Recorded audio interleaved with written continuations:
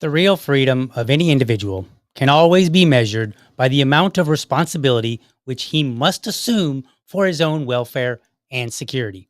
Robert Welch Jr., American businessman, political organizer, and conspiracy theorist.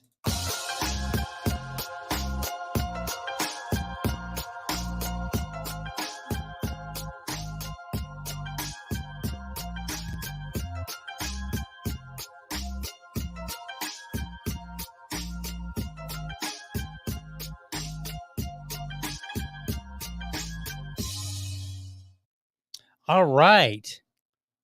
Welcome to another episode of the Liberty Dad podcast, a discussion on politics and culture. I'm your host, DL, America's most objective libertarian. If you're tuning in live, thank you so much for giving me your time tonight. What's going on here? All right, here's an update. I've been trying. If you're just tuning in, you don't know this. If you've never seen the show before, or if you haven't tuned in a while, I'm trying to get into the Rumble Creator Program.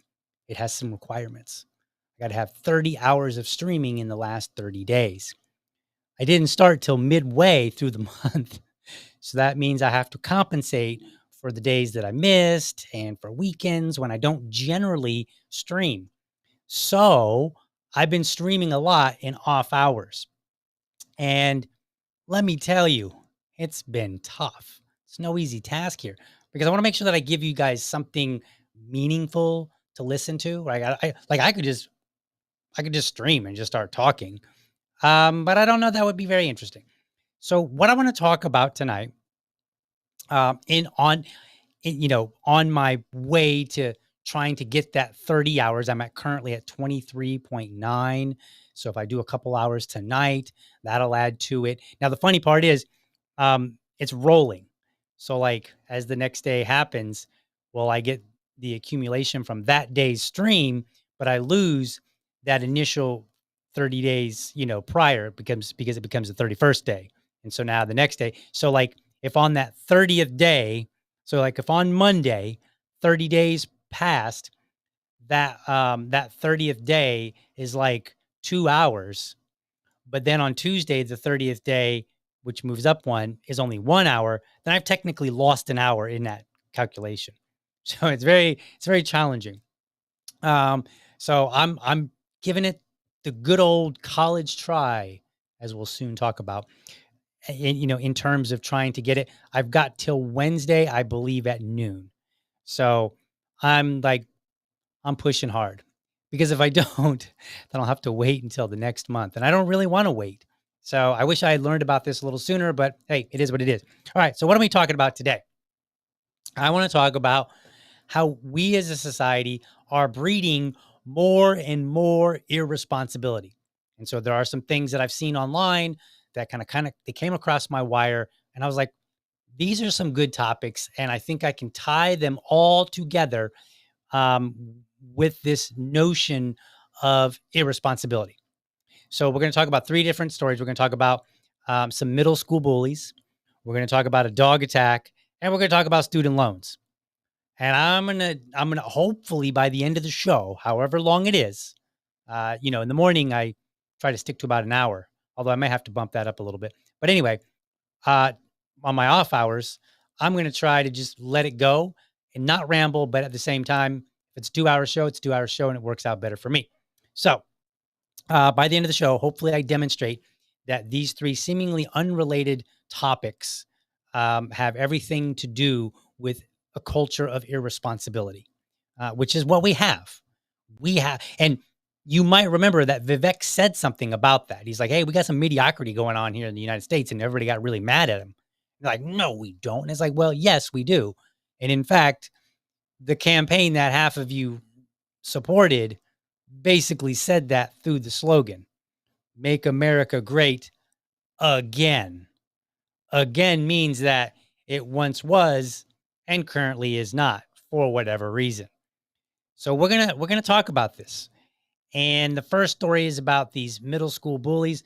First, let me get to a comment here really quickly because I don't no more posting on YouTube for me. I don't know what that means, Kagella, but you know, if you're posting, I don't know. So you might have to elaborate a little bit. I'm unclear what that means, but thank you for tuning in. Thank you to anybody else that's tuning in as well. And I'll be watching the chat here on Facebook, on Rumble, and on X. So, and then YouTube as well. YouTube and Rumble basically feed to the same place. So I'll be keeping an eyeball on the chat so that we can, you know, have a little conversation tonight. So the first thing I want to talk about, I want to talk about these middle school bullies that came across my way. Now, bullies are a big deal for me. I've talked about it before. I don't remember which episode it is, but there was I think there was 2 episodes actually where I talked explicitly about bullies. I am not a fan of bullies. I'm 5'3", I weigh 120 pounds. You might think, oh man, now I know why you don't like bullies. Yes, but I just don't like them because I think it's wrong. I think it's immoral. That's why. It's not like I've gotten over, for the most part. I don't think anybody ever really gets over everything that happens in their life that's negative. But I've gotten over the bullying that I was subject to in my younger years. I got over it fairly well. And I actually ended up, I got past it somewhere around high school, oddly enough. That's when I just kind of was, you know, cutting loose and like, whatever. If we got to fight, we got to fight, you know, throw it down, whatever. Actually, you know what? I think it started in middle school, actually, or junior high. Yeah, junior high, middle school, same thing. So anyway, let's watch this video. It's a 4-minute news clip, and we're gonna walk through it. This little kid, he got bullied by some middle schoolers on his own property. I think this happened a couple of weeks ago in Virginia. So we're going to watch this news story. I'll chime in from time to time and give you some of my thoughts on this video clip. So let's get this going. Bam. Maybe not. You're about to see shows a middle school boy using ethnic slurs to harass a 5-year-old Asian boy. The video made its way back to that 5-year-old's parents who shared it with us. Now they're speaking to News 4 about the devastating impact they say this has had on their family. Okay, I'm going to pause it real quick here. If you're tuning in and you don't know much about me, I have an Asian son. My wife is Asian. She's from Indonesia. My son is very visibly Asian. So this kind of speaks to me on some level because I was bullied and my son is Asian. So I'm like, all right, he's different depending on where he goes. So he could get bullied potentially. We're going to talk about what steps we're taking to ensure that doesn't happen. Now, I want to lay out right up front here because I'll be stopping the video from time to time. Nothing that I say has any negative connotation whatsoever to the 5-year-old. He's 5. 5-year-olds are unable to defend themselves with exceptions. Like there might be a 5-year-old out there that's a little bit tough, you know, in ways that's atypical for a 5-year-old. But as far as I'm concerned, a 5-year-old is, you know, prime target for bullies. So I won't be talking about him, but we are going to talk about parents in general and these parents and the story. Okay. So let's go on. And by the way, they're going to clip out the ethnic slur that was used, and it was used repeatedly. I saw the original video. I'm not going to play it. It's not really like what you see in this clip will be sufficient. But the word they used is ching chong. They kept calling him ching chong. So the news blurted out because, you know, like they've got standards and, you know, here in Podcastistan, we don't. But anyway. Our Northern Virginia Bureau Chief Julie Carey has their story. The video created by a middle school boy on April 5th begins with an ethnic slur directed at a 5-year-old. We're bleeping out the offensive words. This little short over here. No! Don't hurt me! Yeah, this Don't hurt me! he's a menace. Don't do it! The frightened little boy runs along the porch, crying out to the older children nearby. At least some of the other boys just laugh. The videographer continues with the harassment. Are you having dumplings for dinner? After 2 minutes, Mom All right, look, Kids out there, let me just chime in. Okay. I like dumplings. Okay. I don't eat them much because, I different dietary, but I grew up on dumplings. I'm not even Asian. So like you can saw it off with you're going to have dumplings. Like that's corny. Like, I wish somebody had been there to be like, for real, that's your joke. That's your lame attempt at a joke. Dumplings. Like I could have done way better than that. Not that I'm encouraging it. I'm just saying like, one of the ways that you can deal with bullies, and obviously a 5-year-old could not do this. One of the ways that you can deal with bullies is to take their thunder, to mock them back, or laugh at yourself, which we'll talk about more here in a few moments. Opens the door, the little boy runs inside. Goodbye. Have a good day. The video was posted to a chat group set up by some students from nearby Eagle Ridge Middle School. A parent saw it and came to the little boy's home in tears to show it to his mom and dad. We're concealing the parent's identity to protect their son. Ashley says she too cries every time she sees what happened to her preschooler. Well, look, that's normal, right? Like, it's your 5-year-old, it's your baby. Yeah, I would be upset. Now, I probably personally wouldn't cry. That's just not how I respond. I would be pretty angry. I would be yelling at some parents. That's for sure. Like if I could figure out which parents they were, we would be having a very loud conversation. So, because again, these are middle school students picking on a 5-year-old. Like, what the heck is wrong with you? All right. Every time I saw that, my heart is broken. Every time. As a mother, to see my son like insulted by other older kids. My son is only 5 years old. I just don't know why those kids are so cruel to see that to my son. Husband Sean says his son was confused by the ethnic slur used, having never heard it before, wondering if the middle schooler was calling him King Kong. Should I keep lying and say, yes, they're calling you King Kong because you're strong? Or should I try to explain to him what does that word and why they're saying that to you? All right. This is my first beef. So we're talking about a culture of irresponsibility. Now, I'm treading a fine line here because as a rule of thumb, anybody that's involved in any way, like directly or kind of somewhat indirectly, is generally considered the victim. So the little boy is definitely a victim. Most people would feel like, hey, the parents are a victim as well, because this is their 5-year-old. If somebody, was harming my 5-year-old or insulting him or, making him feel afraid, I would have feelings too. So I don't want to cross that line and say, hey, you shouldn't feel a certain way. What I will say, I object to the idea that you told him, hey, they're just calling you King Kong because you're very strong. And the reason is because, number one, there's no way in the world this little boy is walking away thinking anything positive about that experience. And I think you're sending a very mixed message. And I get it. I get it. Do you really want to have the conversation about racist and ethnic slurs at 5? Like right now, my son is 6, and what we talk about, we're like, hey, they say bad words. That's the phrase that's used. I don't particularly care for the phrase bad words. There are just words, and many words are not considered bad words, but they're equally insulting. Bless your heart. You see what I'm saying?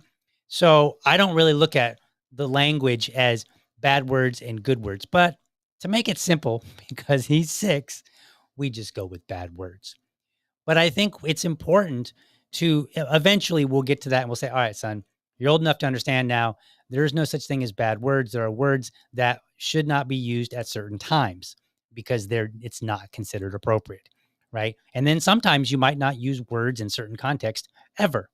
So like calling your mommy a name, never.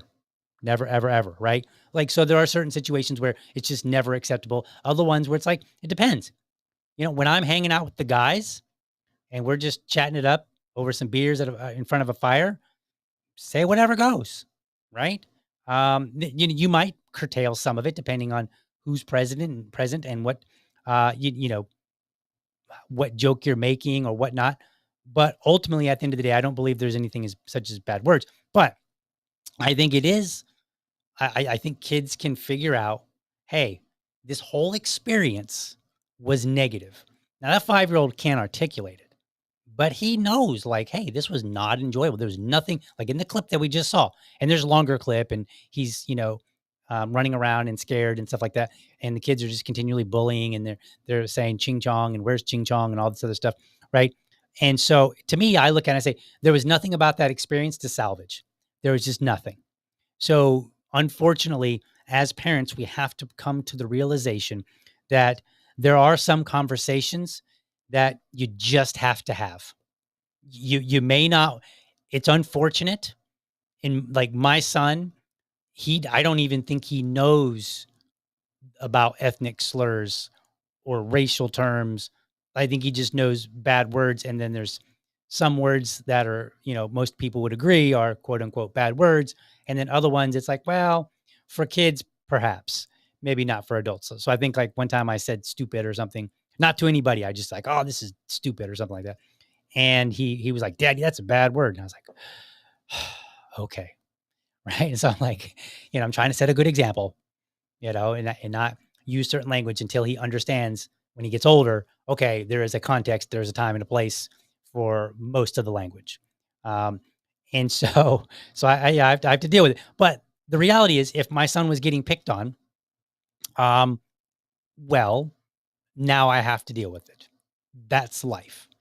And so this is the bone I pick a little bit with the dad, and I understand his feelings. Like, I wouldn't want to have that conversation with my son. I would be very, very angry with people if they put me in a position where I have to now try to explain to my son, not only about these terms and the implications of them to the best of my ability to a 6-year-old, but then I also have to try to say, this is why those kids saying it about you are wrong.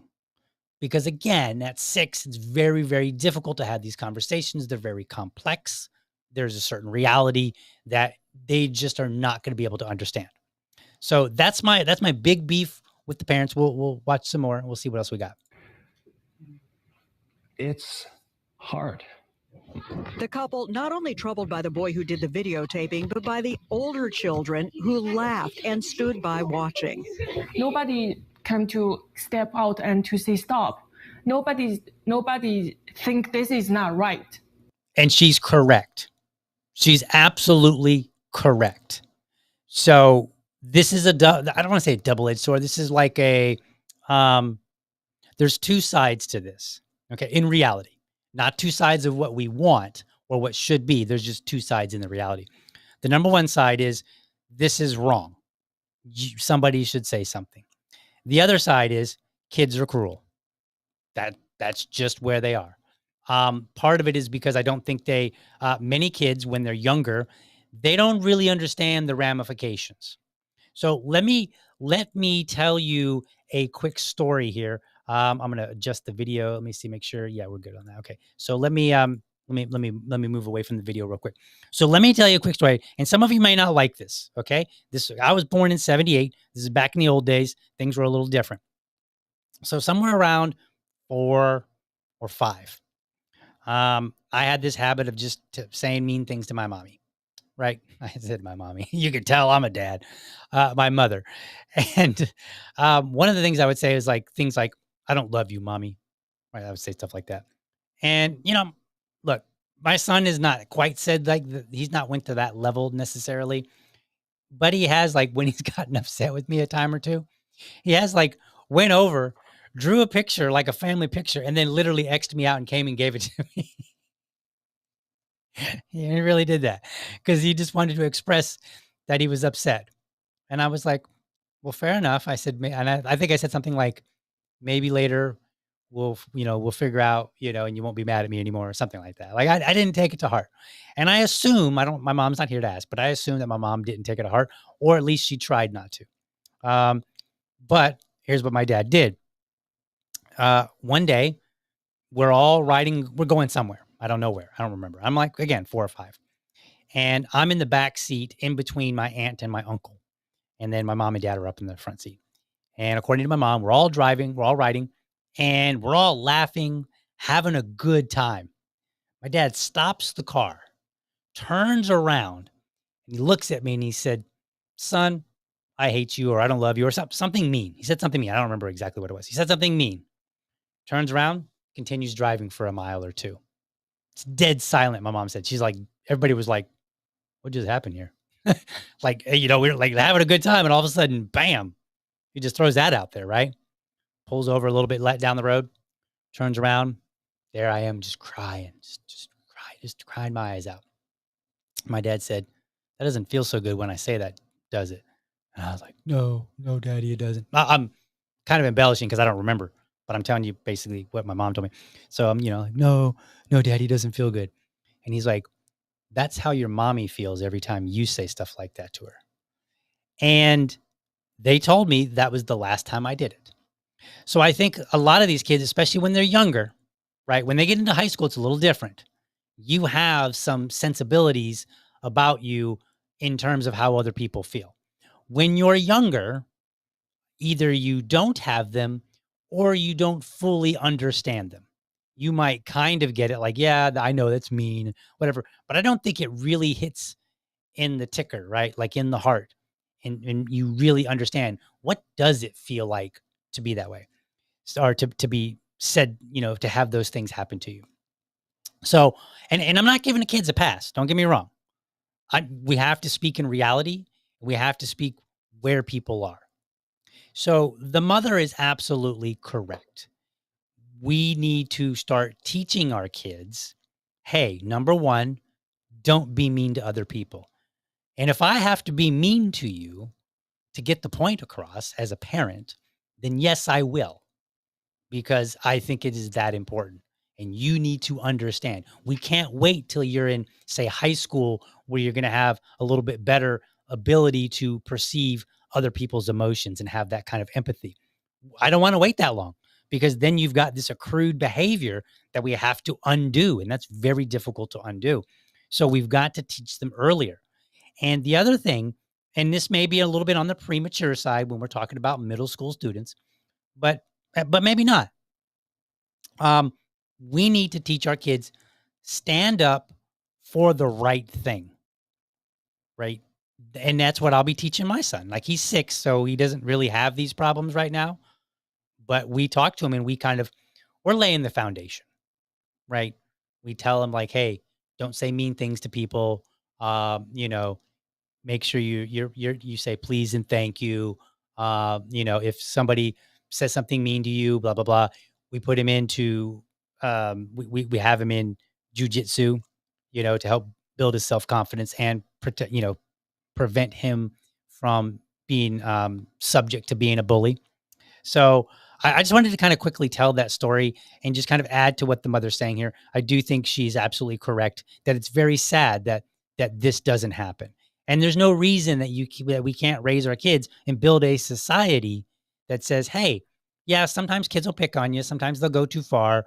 But more often than not, other kids will say, whoa, whoa, whoa, back up. Not cool. Too far. Something like that. Anything. Okay. So let's go back to our video here and let's continue on with what we got. They just laughing. Yeah, nobody stoop out. The couple tells me they came to this country from China working hard, saving up to buy a home. They researched heavily, choosing Loudoun County and Broadlands in part for the well-respected schools. Now, Sean says their vision of life here is tarnished. We thought that this will be a great place. However, though, it ended up like this. So what hurts me most is then where else should I be? Okay. I can't fully understand because I didn't come from another country. So I came here. So therefore, the idea that I belong here is kind of ground in. If you're somebody that's new, I can understand where, hey, an incident like this might make you second guess yourself. Say, hey, am I really welcome? But I do think this is the time that dad has to be resilient. He has to say, I belong here. Because while his kid may not watch this show, this news clip, and perhaps dad is not, having that conversation within earshot of the kid and say, maybe we don't really belong here or anything along that line. He has to maintain that, because the reality is what you internalize is what comes out externally in some way. And kids are very perceptive.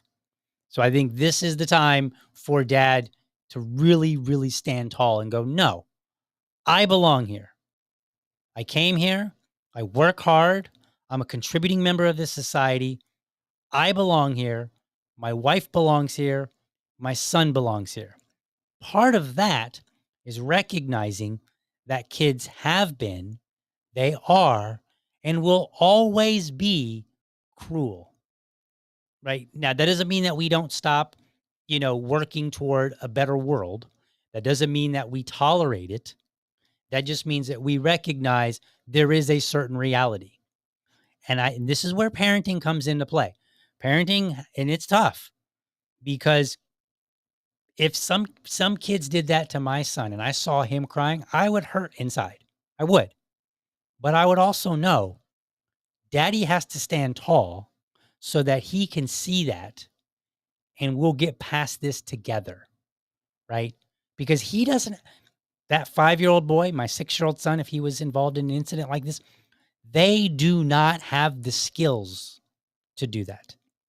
They are relying entirely on the parents. And you might already notice a theme. I'm not really pointing the finger at dad. I'm just offering my observation. My only one critical thing was a few moments ago, when that earlier moment when he was talking, what did he say? Where I took a little bit of an issue. But I'm not really pointing the finger so much at dad. What I'm really doing is saying, like, look, if you're a dad out there, here's what you need to do. And it's tough, right? Because somebody has to do it. And I think that it's generally the man's job in a family unit to be that one that bites their lip, the one that kind of has that stoic face, the one that kind of buries their emotion for a moment, not entirely, for a moment, to help the rest of the family get through it. I heard this story. I'll probably tell you a few stories tonight. I heard the story. I think I heard it from Matt Walsh, and he was saying, what was this? It was about a man that was like, I'm going to butcher the story, but I've already started talking about it, so I got to tell you. I should have thought about it first, make sure I remembered the story in detail.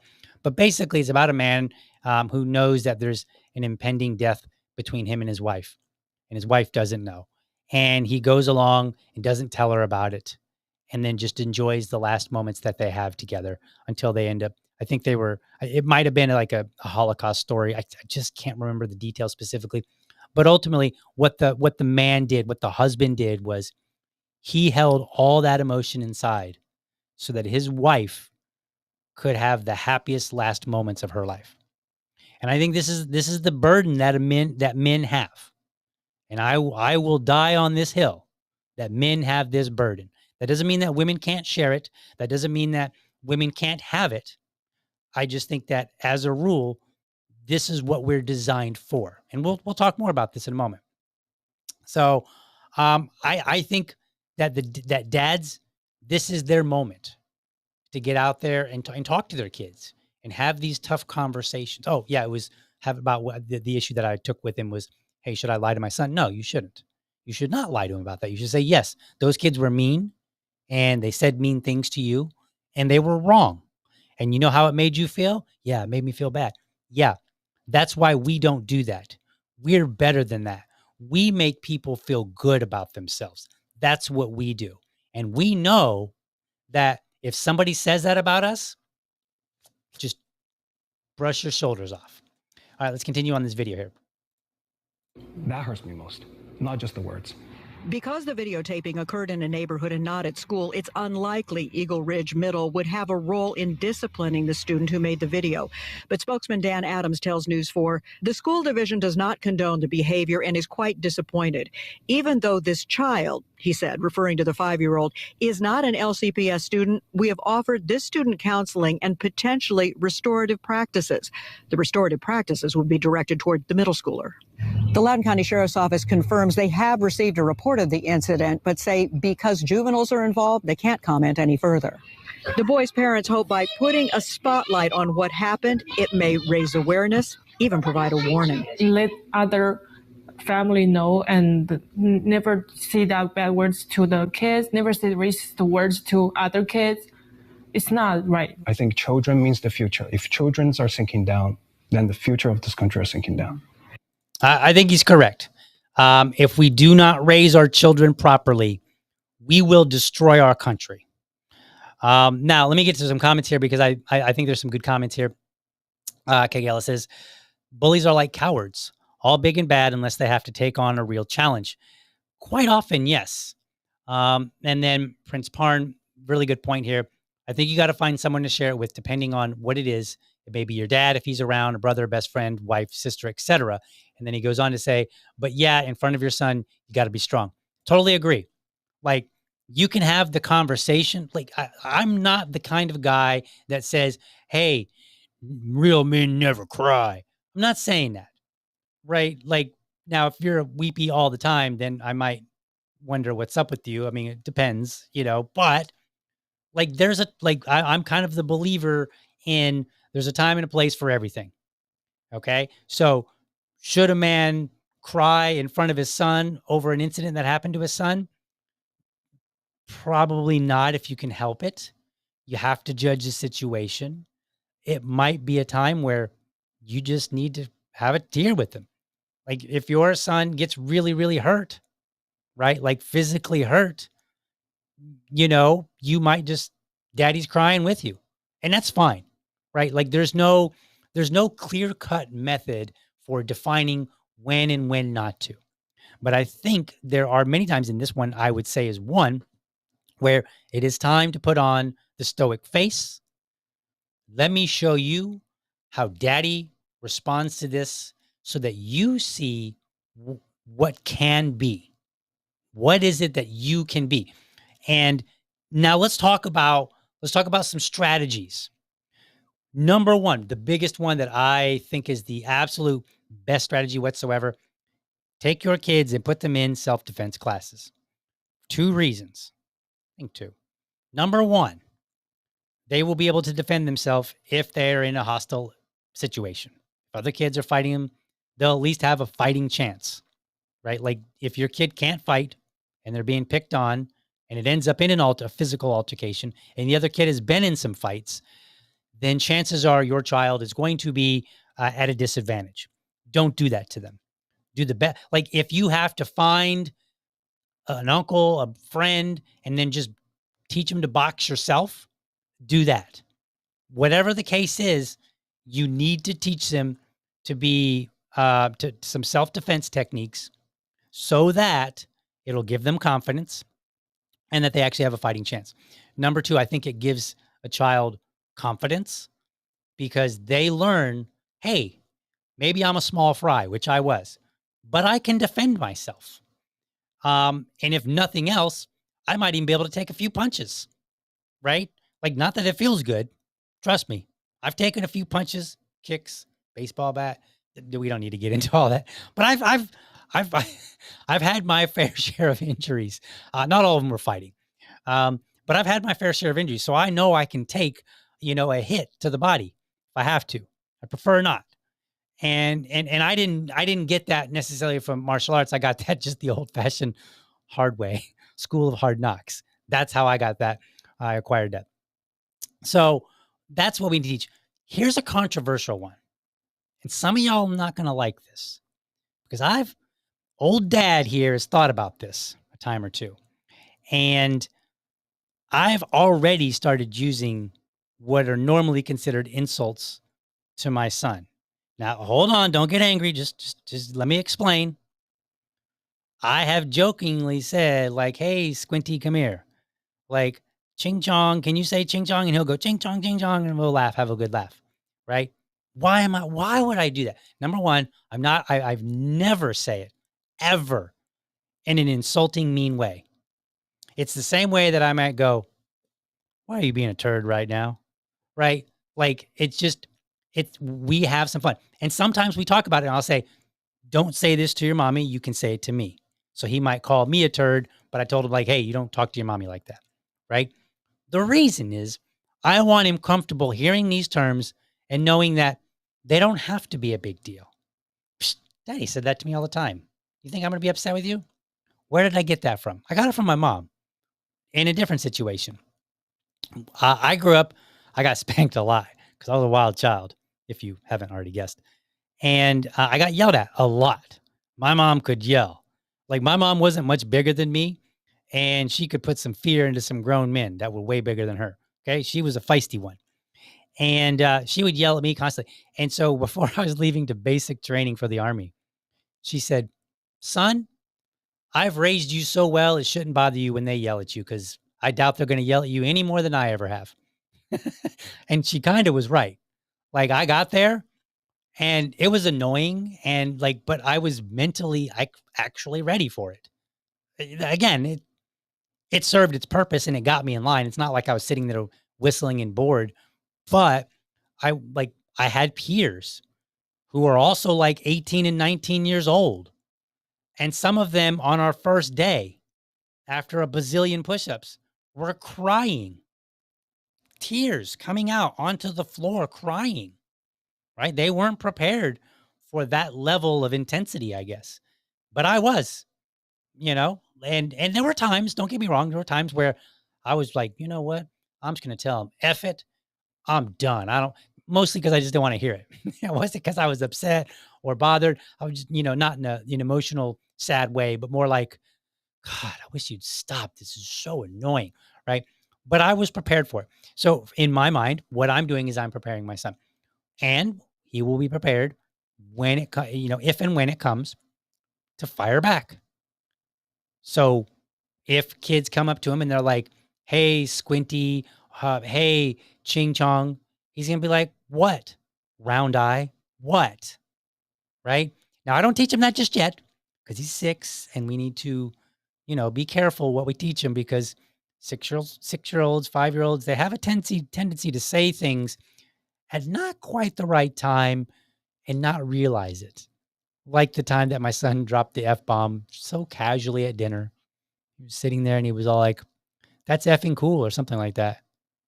I was like, and I look at my wife and she looked at me and we were like, okay. So I was like, son, what'd you say? And he just repeated it casually, just while he's eating. He's like, yeah, that was effing cool. So I was like, okay, buddy. I was like, that's a bad word. Let's not use that again. Okay, daddy. That's it. Right. Because it's my job to teach him all about the world. That means when he says his first F-bomb, got to teach him, now if he was a little older, I would say, son, you need to be mindful of when you use this kind of language. Do not use it in front of adults. Do not use it toward adults, right? Do not use it to make fun of other kids. But if I hear you out in the backyard and you happen to drop an F-bomb, and I'm talking like 7th, 8th grade, something like that. Like if he's like 9, I'm going to be like, whoa. Right. So it depends, when he gets a little bit older, once he's around that age where you can kind of expect that kids are going to use that kind of language, then we're going to be like, all right, you need to start learning when and when not to use this language. Right. I get it. You're going to use it in front of with your friends, whatever that happens. So we're going to ensure that you use it at appropriate times, for a kid. So I say these things occasionally. I don't do it every day, just every now and then we'll make a joke. He hears these words, so now he knows they're not a big deal. My daddy says these, and he's not saying it in a mean way. So now, guess what? In the future, if he comes home and he's like upset and like the kids were calling me Ching Chong, be like, yeah, daddy said that to you. Why does it bother you? Well, they were being mean, right? And then we can have this conversation, and I'll have prepared him to be able to hear, sometimes words can be used in a nice way, and sometimes words can be used in a mean way. And these kids were clearly using it in a mean way. And Daddy has used it in a positive way. Now let's talk about, how you feel about it. Let's talk about what you're going to do about it. Physically, nothing, because sticks and stones and whatnot, right? But I feel like I'm preparing him to already hear these words. And that's just my personal strategy. And the reason I do that is not only because of the story with my mom, but also when I got picked on, I was getting picked on somewhere around 6th and 7th grade. And the kids were pretty brutal. They were rough. They would come up to me like the day before Halloween when we're all going to dress up the next day at school. And they would look me up and down. And I'm like, what are you doing? And they're like, well, we're looking at, we want to dress up as a nerd tomorrow. We want to make sure we get it right. Now, today, nerd is kind of a cool thing. So nobody bats an eye about it. But back then it wasn't. Like back then it was every bit the same for me as saying ching chong, right? Like it was an insult. And I knew that they were being insulting, and I knew that they were intentionally being mean, right? But what happened was one day I realized that if I make fun of myself, then I take the wind out of their sails. And that happened. They were making fun of me, and I didn't really even think about it. It just came out. I just made a joke about myself, and they were all like, they looked at each other and they're like, what is happening here?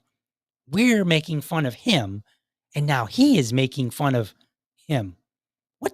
And at the time, we called it cracking. And they were like, he's cracking on himself. And they didn't know what to do. They were beside themselves. They were confused. And it dawned on me. I was like, oh, okay. So if I make it into humor, then they have no power. So ultimately, the real lesson here is that words have whatever power you give them, right? And so by teaching him that, a word can be said in fun and playfully, and it could be said in a mean way, that I feel like, and we'll find out, I could be wrong, but I think that in the future, when it comes time to have that conversation, I think he will understand the idea that words have the power you give them a lot easier and a lot more quickly. And if he's being bullied, we will be able to get past it more quickly. That's my hope. I don't know, because it's my first kid. I'm a whole 6 years in. I've got 6 years of experience, of which I would say that, I've got about 1 year of like really strong experience that I can communicate. So I'm winging it like many other parents. But it's my job to think about these things and to be as prepared as I possibly can. You can't be prepared for everything, right? Like if my son came home today and said kids were picking on him, I wouldn't be fully prepared, but I wouldn't be fully unprepared either. I'd be somewhere in between. And I'd say, all right, well, we're here now. This is the conversation we got to have. So that's my first bit when it comes to irresponsibility. And again, I'm definitely not pointing the finger at the little kid. He's 5. 5-year-olds have a very, very limited capacity for anything on the lines of emotional regulation, right? They are delicate because they're 5, right? They haven't had the experiences to kind of, I don't want to say toughen them up, but to make them more resilient. They haven't had those experiences yet. They don't have the emotional capability to think things through and let it roll off their back. They're not there. So they're totally reliant on the parents.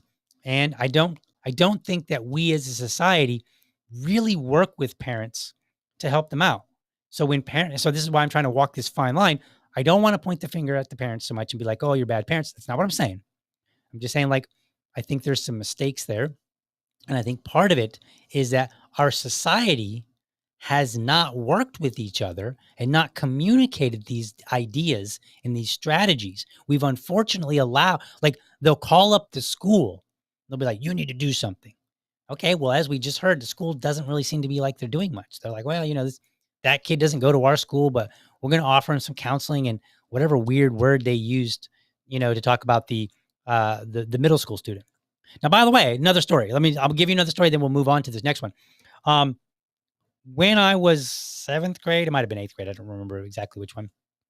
Somehow I ended up with some beef with a kid named Aaron.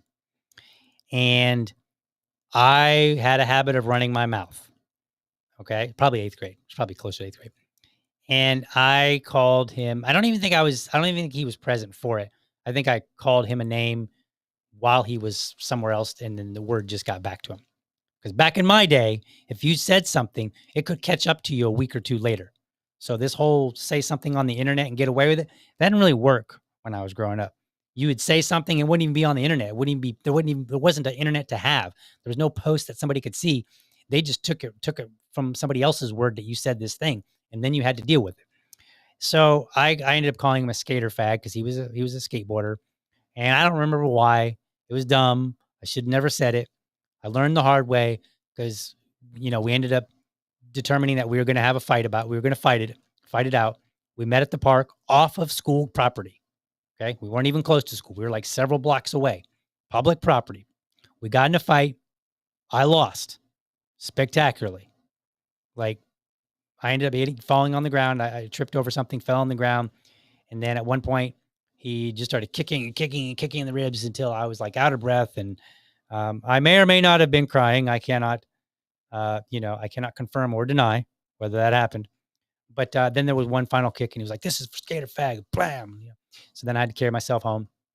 So we were going to a Catholic school at the time, and the school was like, "Oh, y'all want to fight, do you?" This is what they did. We were off school property, out, not even on school time. It was after school. So in theory, no jurisdiction, but the school didn't see it that way. So they came to us and they sat us down and they said, "I see, you guys want to fight, huh? Well, here's what's happening. You two have a project to do." I think it was in science class. So I don't remember what the project was, but they were like, "You have to do this project. And this project is going to weigh heavily on your grade in science. And if you don't do it, you could fail science, which means you fail this grade, which means you will be coming back." Or maybe not. I don't remember if they made that threat, but we definitely were under threat of not passing that grade. So here's what ended up happening. We had to work on this project together. And would you believe it? We became friends. Not just friends, like best buddies. We hung out like all the time. I mean, it took a while. I mean, but we got to know each other and we realized, wow, this person's kind of cool, actually. Right? I think that schools have a lot more power. They don't exercise them and you cannot rely on them. But if you're asking me like, hey, what should schools do? I don't know. That seemed to, like, I know it's an anecdote. I get it. It's not data, but it seems like it could solve a lot of problems if you force two people that have hostilities with each other to sit down and figure out how to do something and get to this end result, right? Because they learn about the other person. They acquire information about that person they would not otherwise get. And then they have to face that information in their mind. And when that happens, I think that's what helps simmer down these hostilities. I mean, if you look at who is the guy, he's the famous black man. He's the jazz musician, Daryl Davis. He has, for years been visiting with KKK members and all. He didn't go to challenge them. He wasn't like, "I'm here to dunk on you," like we all want to do on the internet. He just said, "I want to know why you hate me when you don't even know me." And then as it turns out, after getting to know people, they decide, wow, this is actually a cool dude. I like him. He's black. That's weird, but I like him. And, and then they have to come face to face with things internally. So I think that the answer to a lot of these problems is, you know what? I guess you could say forced integration, but on an individual basis, not as groups, individual, right? You might be able to do it in small groups, but I don't think you can do it in large groups. You can't just be like, all right, black people and white people, you go into this school and voila, race relations are much better. No, I think you need to do it on a more individual level. And you may be able to get away with it with small groups. So I think that's one of the answers. For parents, I think you need to come face to face with reality. You need to recognize that you don't get a choice when your child is dealing with something. And you got to start thinking about it now, because once it happens, that's when all that thought now has to turn into action. And if you haven't thought about it, you might feel overwhelmed. If I hadn't thought about all these things, if my son came home today, was talking about being picked on, I probably would feel overwhelmed. Like, man, what do I do? I don't really know, but I've thought about it. It doesn't mean I thought about everything. And I sometimes I'll have to talk to other parents and be like, hey, how did you deal with this? And I have, for like, what are your thoughts? I've asked my sister who has four kids. Yeah, 4 kids. I've asked her, like, hey, has this ever happened? She's like, oh yeah. I'll be like, what'd you do? And she'll tell me. Right. And I'm like, okay, great. Right. I've talked about it already in the, a few episodes ago with immigration and whatnot. What kind of society do you want? Well, I want a society where we lean on each other. I can go to my neighbor and borrow a cup of sugar, right? Or maybe I borrow a tool from my neighbor. Like, hey man, can I borrow your chainsaw? Which I have. That's the kind of society, that's the kind of community that I want. And in order to build that, we need to reach out to each other and we need to hear what other people have to say. So that's what I'm doing here, having this conversation. Hopefully there's some parents watching and, hopefully I'm giving you some insight. All right, let's move on. Let's see. Are there any comments? Let's see. Here's another comment. I also think it helps kids not being bullies, which I know nobody wants to imagine their kid doing. Learn how to deal with anger and those emotions that cause bullying. Absolutely. Right? Like, it's a twofold thing. Number one, like my job as a parent is to make sure that my son doesn't bully other kids. And part of that is recognizing that there's that anger and maybe embarrassment, right? If he gets embarrassed at school, he might turn into a bully to compensate, whatever, or maybe he's angry. There's any number of reasons, what we might think of as like negative emotions. There's no such thing as a negative emotion. Emotions are just emotions. And it's okay to feel sad sometimes. It's okay to feel angry sometimes. How you handle that is important. So like, for instance, and I'll wrap it up with one more really quick story. Again, there's gonna be a lot of stories tonight. Sometimes when my son gets mad, we're like, go be mad somewhere. We'll talk when you're done.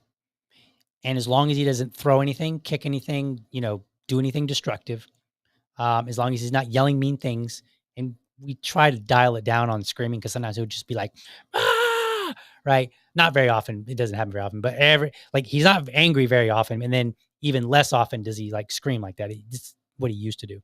But mostly what we try to do is be like, all right, we're going to let you be angry, because it's okay to be angry. That in itself is not a problem, And the first thing that I did was I bought him a little punching bag, it's like one of the ones that's on a stick and it connects to like a big water bucket. It's like a little bucket, you fill it with water and then you just punch it and it bounces back and forth. And it's an actual punching bag and it came with like boxing gloves. And I was like, whenever you're mad, you punch this. Like you punch this. It doesn't matter whether you're right or daddy's right. It doesn't matter. You get to punch this. That's your physical outlet, because I wanted him to know, like, it's okay to be angry. It's okay to even be physical when you're angry, depending how you do it. If you go punch a punching bag when you're angry, that's a perfect outlet. Punch a punching bag all you want. Don't lay a finger on another person when you're angry, right? Don't go break your toys. Don't go break somebody else's stuff. There are ways to express your anger that are acceptable, and there are ways that are not. That's the lesson. So I totally agree. All right, let's move to this next story. Now, this one's not a video. I got some images here. I'm going to read it out loud, but it's a little bit of a story. And so my 3 areas are going to talk about social interaction, which we just did with the bullies. Now we're going to talk about personal relationships, and then we're going to talk about finances, student loans, here after the break and whatnot. So this one is an interesting story. I saw it, and at first I really didn't think much of it, but then as I was, kind of grabbing things and kind of looking at what I could talk about tonight, I was like, you know what, this story actually would be valuable. So I'm going to read this whole. I think I'll read it and then I'll stop and chime in along the way. So this is under a subreddit called Relationship Advice. It's a 24-year-old girl, and she has a boyfriend that's 25. She titles it, Me, 24 female, boyfriend 25 male, ran away as a dog brutally bit me, and now I see him differently. Some heavy stuff here already. So I have been with my boyfriend for 3 years and just moved in together not that long ago. But recently something happened to me that I'm recovering from, in which my boyfriend did nothing to try to help me. 2 weeks ago, we went over to his sister and brother-in-law's home for a visit. As we were leaving, their next-door neighbor's large pit bull was outside after escaping from the fence. It wasn't closed all the way and bit my arm badly. I won't get into too much detail because this post is already going to be pretty lengthy, but I'm currently in recovery and taking time off from work as I ended up with injuries from it and can't use my right arm. So then she goes on to say, pull that up here. She goes on to say, my boyfriend's reaction through all of it is what had me pissed. The attack happened out of nowhere. I barely had time to process it. Pretty much my back was facing away from the house, so I didn't see the dog coming out of the fence. All I know is I heard and saw him barking at us when we left his sister's house, but he was secured, so I didn't think much of it. My boyfriend, however, was facing him, and I looked. I think she mistyped here. I saw him running out and biting me immediately. He, the boyfriend, went inside his sister's house and got his brother-in-law and sister, who ended up hitting the dog with a stick that was already outside. But it took effort to get him off. But before that, I was alone for about 5 minutes with this dog just not letting go. I couldn't get him off me. Now, maybe like when I first read that, I was like, when something happens, 5 minutes might have been 2 minutes. Maybe it was exactly 5 minutes, right? Maybe it really was that long, in which case it probably felt like 30 minutes, or maybe it felt like 5 minutes. Whatever the case, I'm already with the girl because I'm like, wait a minute, your boyfriend left? He left you while you're getting attacked by a dog? What? So let's continue. We got one more slide here, and then we'll discuss what I think's going on. There's a lot here. Okay. So it says, now I'll get into why I'm upset with my boyfriend. Because I knew he was outside with me when it first happened. He was the first person I looked for and yelled for when the dog wouldn't let go. And I was in the worst pain I've ever experienced. I've never had a broken bone, needed surgery, or anything like that. So yes, it is the worst pain I've felt. Afterwards, when I got home from the hospital, I asked him why his brother-in-law had to do what he could have done himself. And he admitted to me that he freaked out and didn't want the dog to bite him next, said that he was scared of blood and didn't know what to do. Honestly, this made me cringe to hear and made me mad because it's like, you're a grown man running away and could have helped me. I'm not in any means saying it's his fault the dog attacked me, but I think he would have acted quicker to get him off. If he would have acted quicker to get him off, it would have helped me out. Okay, that's the story. I'm with this girl. Like, I totally get it. And I'm like, dude, really? You left your lady, your girlfriend, right? Like it could have been my girlfriend of 3 weeks, and I'm not running off to try to go get help. I'm going to stay right there, yell and scream and fight off the dog. Now you might be like, DL, you're just talking like a tough guy. Like I got this keyboard, maybe it's my warrior, right? Like I'm a ninja with it. But no, because Liberty Day, I got stories. I got stories for days. They're all true. I promise you. I got so many life stories. I actually don't have to think about making them up. Like it's crazy. I've lived quite a full life. Let's just say that. So I had some friends that I was going to visit with a girlfriend of mine, actually. And they had dogs that weren't too friendly with outsiders. So they're like, hey, let us put away the dogs first. I'm like, okay, cool. So they put away the dogs. Then they called us to come in. We get out of the car. We're walking up. We're getting ready to go into the house. And out of nowhere, one of their dogs had gotten loose. And bam, he's right in front of us, snarling, teeth baring, drool, looking like Cujo. And what did I do? I literally jumped in front of my girlfriend and threw my arms out. Now, luckily, the owner, my friend, happened to be right behind the dog and snatched the dog up. So we didn't have any altercation there. But that's what I did. Now, the story gets a little bit more interesting because what you don't know is this was when I was in my early 20s. What you don't know, growing up, I actually had a dog attack me when I was a kid. Not physically, like I didn't actually get bit that I remember. I don't remember what city or state where we were, but I was walking around and it was kind of like a rural area, and somebody's dog was out or whatever, and the dog chased me, and I ran up these stairs to this, like, it was like this cabin, and there was like the screen door, like with the glass or the plastic or whatever. And so I ran up there and I grabbed the door and I pulled it open and I kind of barricaded myself. So like imagine at the door when there was like a guardrail to keep you from falling off the ledge. So I kind of barricaded myself into this like little corner with the door. And so this dog is like trying to get at me. And I don't remember what happened. Somebody came, obviously, I would assume, and grabbed the dog. I didn't get bit. To my knowledge, I've never been bit by a dog. And that's my only experience, my only negative experience that I can recall with the dog. And I was, I don't know, maybe middle school age, somewhere around there, somewhere between like, I don't know, 8 and 12. It couldn't have been any older, might have been a little younger, but not much, maybe 7. I don't know. And so this traumatized me because now I'm afraid of dogs.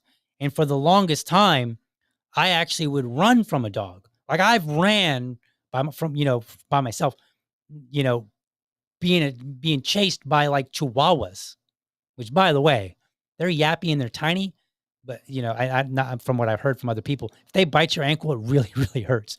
That's what I've been told. So even though they're tiny, like they can pack a little punch, but I'm afraid of dogs. Like I would sometimes freeze, but in this moment, I buried all of that and jumped in the way. Why? Because my mama raised me right. When I was going to that same Catholic school, my sister would get picked on. My brother wasn't born yet, but my sister would get picked on. And my mom she reinforced it. She said, you protect your sister, period. When kids pick on her, you get in the way. If, and if you have to take a punch to the face, you take a punch to the face for your sister. And that was like, it was either take a punch to the face or take an ass whipping. That's basically my options. So she raised me like, and there were many times where I had to stand up to bullies on behalf of my sister or myself, right? Mostly my sister. When I was younger, I was much better about standing up for other people than I was myself. Perhaps that was the training my mom gave. I don't know. I'm not sure. I can't explain that one, but that's the way it was. So back to this story. As a man, we're built differently. Now, I know we're in this world right now where people don't want to acknowledge that. And they want to be like, oh no, it's basically the same. You're not the same, right? And I've made this point before. I told you earlier, I'm 5'3". I weigh 120 pounds. Not a big guy. Like, trust me, nobody's afraid of me, right? Like butterflies are not afraid of me. Okay. Like it's just the way it is. But I can physically overpower. I've not tried it, but I know I can. I can physically overpower most every woman that I know. Some of them are bigger than me. Some of them are smaller than me, right? But most of them I can physically overpower, even though I might actually be smaller because I'm stronger, I'm faster, I'm more capable of dealing with being hit. Now there are edge cases, right? You put me in the ring with Ronda Rousey, I'm going down. Probably like maybe the second hit, maybe if I'm lucky. I don't know. I might get 2, but definitely I'm going down, right? So there are women out there that are very tough. My mother was very tough, right? So it's not that, but on the average, men are stronger than women.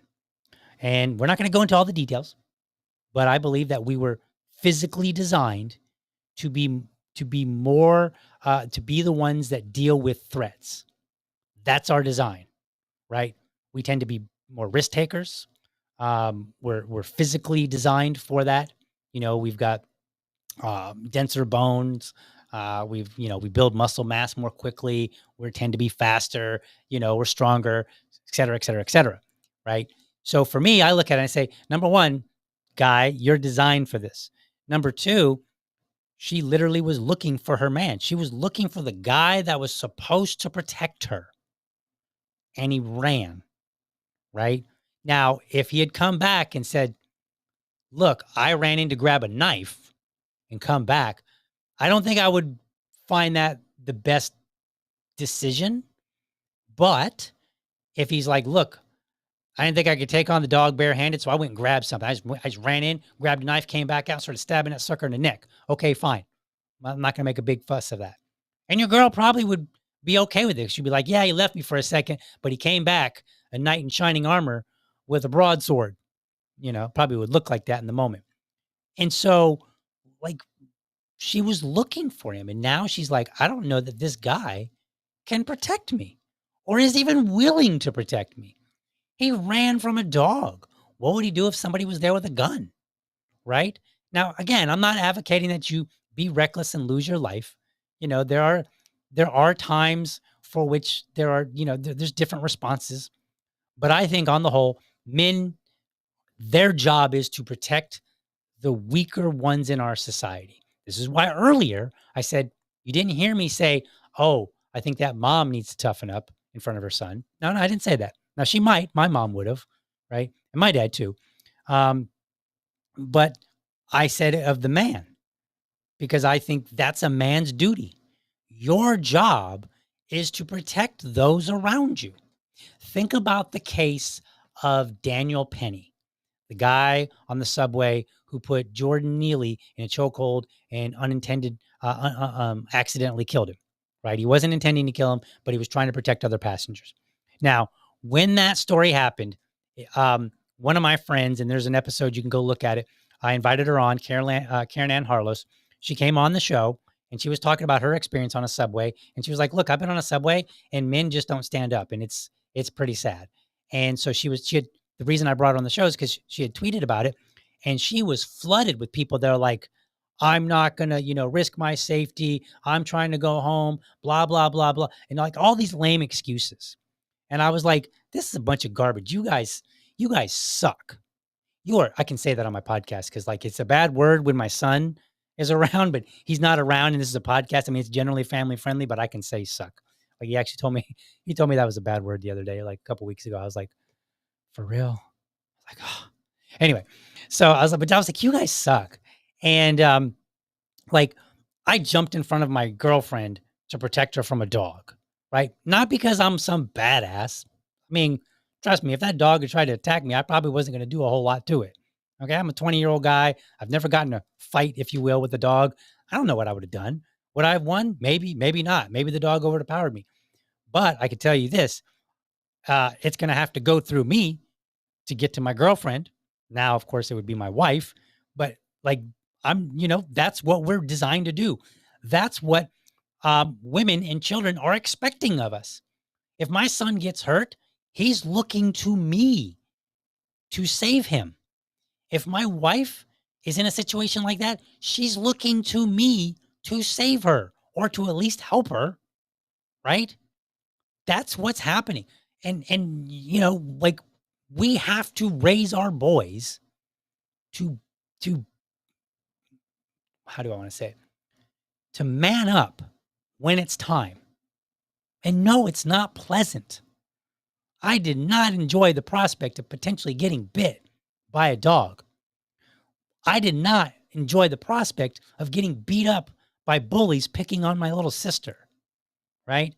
Like I'm not looking forward to this, but I just know that I have to do this.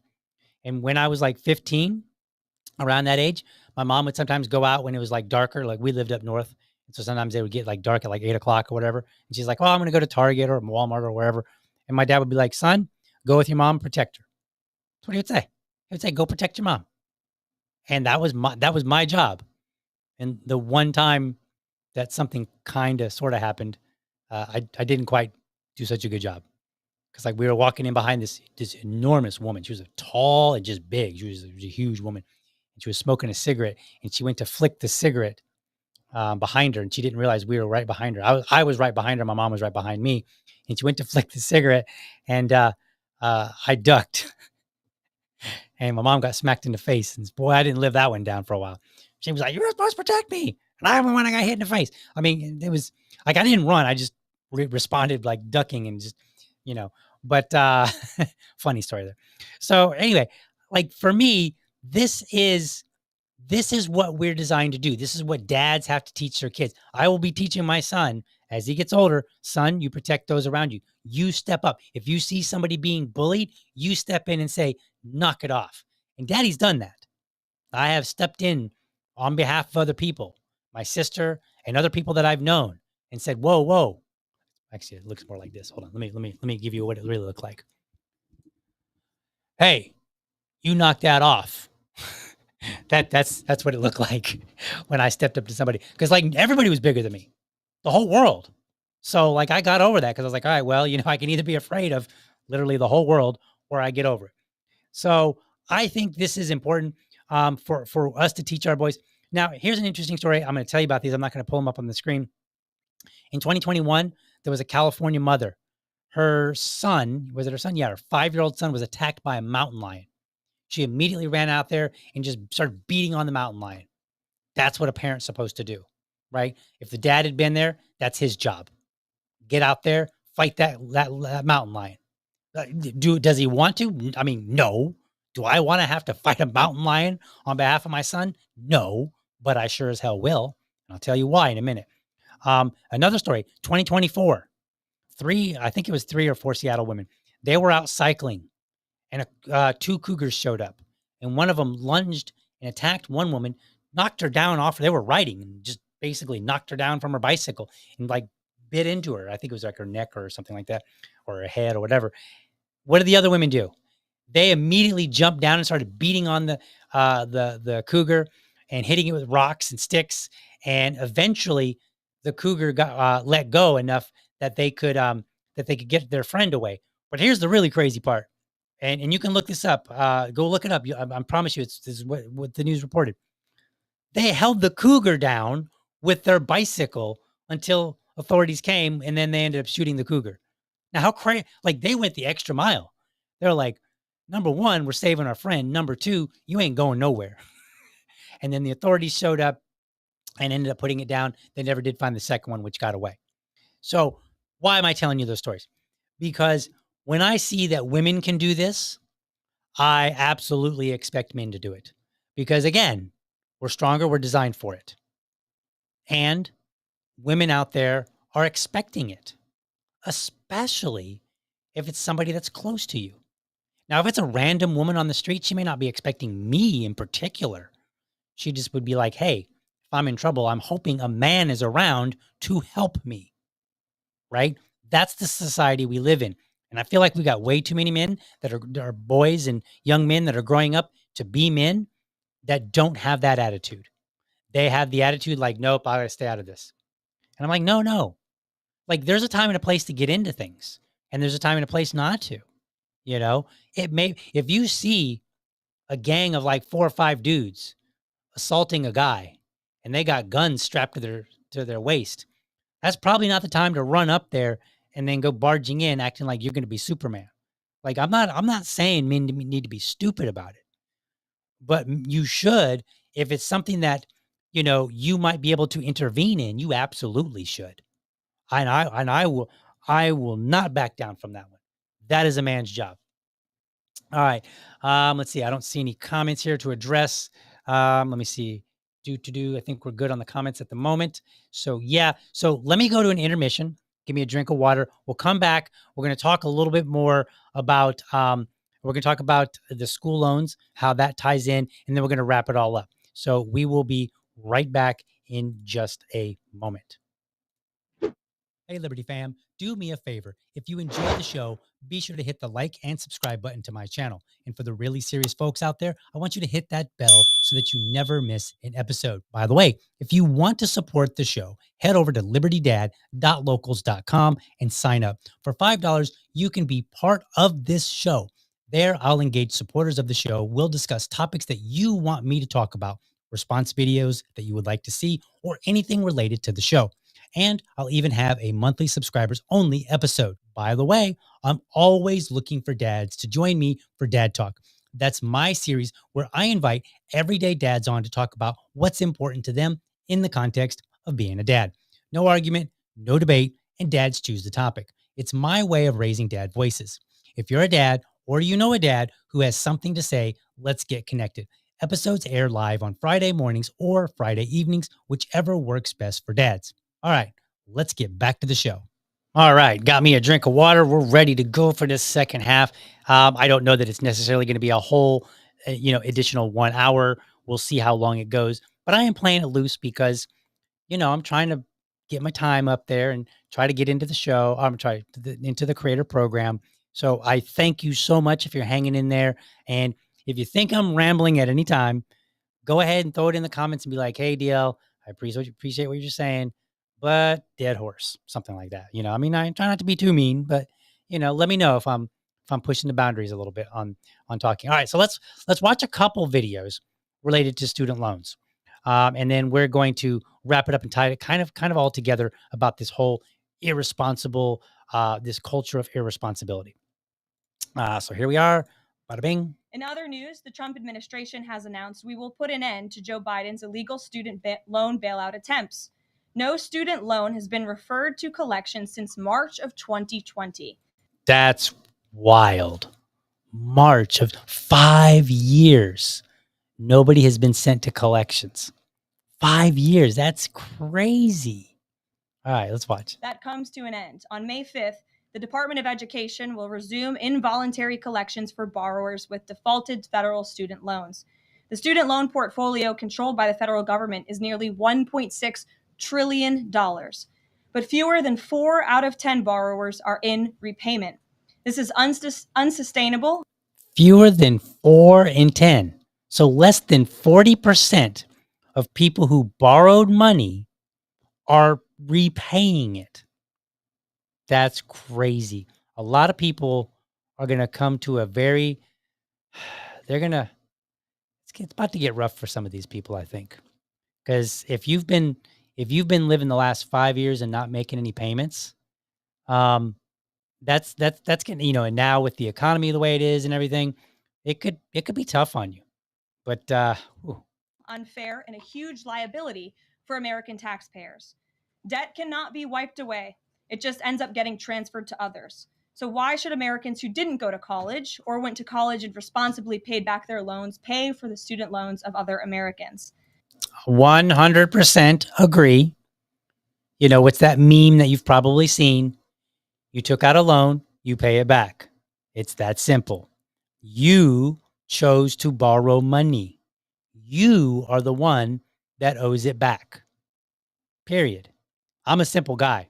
I don't even look at it like, oh, we've got this trillions and nope, I don't care about all that. I mean, I do, but in this particular context, it's really a simple equation for me. You borrowed it, you got something because you got a degree, you pay it back. Plain and simple. The Trump administration will never force taxpayers to pay student loan debts that don't belong to them. Student loan borrowers need clarity, and we're finally giving it to them. Borrowers will now be clearly expected to repay their loans, and those who default on their loan obligations will face involuntary collections. The government can and will collect defaulted federal student loan debt by withholding money from borrowers, tax refunds, federal pensions, and even their wages. America is $36 trillion in debt. We must get our fiscal house in order and restore common sense to our country. If you take out a loan, you have to pay it back. Bam. It's that simple. You take out a loan, you pay it back. Now, what are some of the responses? How have people responded to this? Well, this is where it gets a little fun. So let's go to this next video clip here. I think I got 2 video clips. Is that all? Yeah, I think I got, let's see here. Yeah. Let's try this one. My student loan interest rate is more than my mortgage interest rate. And I lied in my last video earlier. I said I had $248,000 worth of student loans. I don't. I have $258,000 worth of student loans. My principal of $242,640 with an interest thus far of $16,211. So earlier I did the math, and it's $1,800 a month for the next 25 years on an income-driven repayment program. If I complete that, I will pay $540,000 worth of student loans where I only took out $242,000. Okay. I want to pause here because I want to make sure that we are clear on something that's not really being talked about. I'm going to back up the video a little bit. I want you to hear something. For the next 25 years on an income. Next 25 years. Okay. Driven repayment program. If I complete that, I will pay $540,000 worth of student loans where I only took out $242,000. Okay. Now, a lot of people get really angry about this and they're like, oh, I can't believe, that's too much. Number one, that's how compounding interest works, unfortunately. But here's put it in this perspective. She borrowed $242,000 for 25 years. That means they're not entirely out $242,000 for 25 years, right? Because you're making payments on it. But until you make a substantial amount of payments, so you've paid like half of it, right? Or at least the equivalent of half, right? That person doesn't have use of that money. Now expand that to many people. So let's say that I'm a billionaire and I want to give out $1,000 loan, and I'm going to give a bunch of people $1,000 loan, and they can have, I don't know, 6 months to pay it off. I'm just making up stuff. We're not going to get too deep into doing math here. And let's say I do that to 100 people, right? So 1,000 times 100 is, let me see if I can do this math. It's $1 million, right? It's $1 million that I'm out for 6 months. Now, I might get that back, or I might not, or it might be delayed, right? Maybe they get a deferral or whatever, whatever the case is. Maybe they file bankruptcy, whatever. There's any number of ways where I'm not really getting my money back, so I'm taking a risk. So for 6 months, I could be out $1 million. And if I got the math wrong, don't hammer me too hard. I'm trying to talk, not do math. And I know better than to do math live on the air.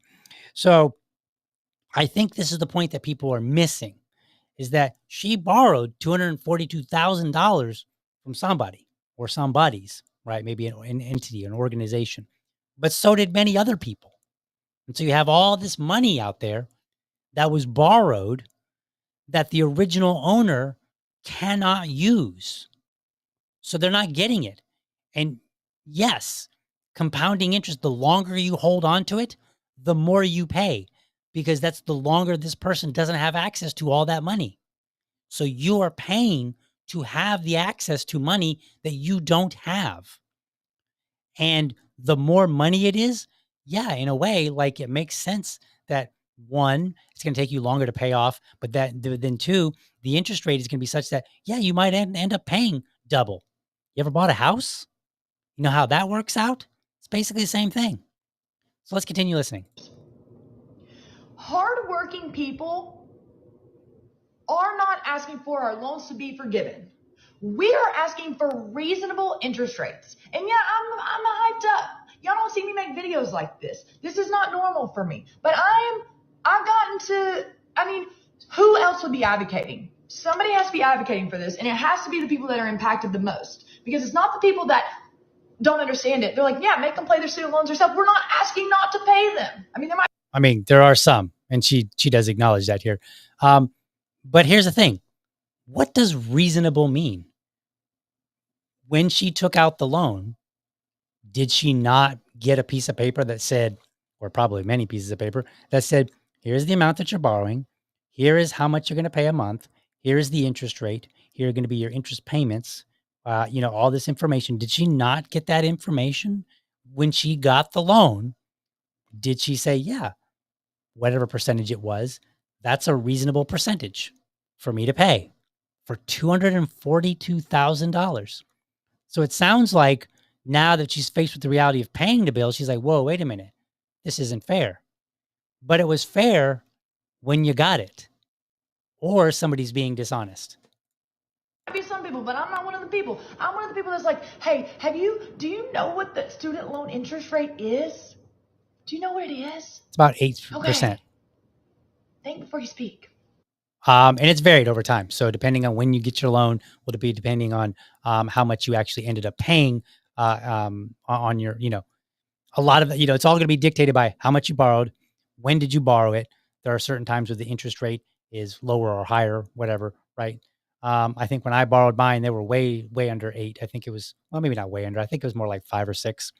But here's the thing. I never took accounting classes. I never took any finance classes. My parents did a just okay job. Sorry, mom and dad, but they did an okay job of teaching me finances. I learned the hard way about credit cards and how quickly those can accrue, because I had to file bankruptcy over it. And so I was a lot wiser after that. But I already had school loans. And so those had to be paid. And so what did I do?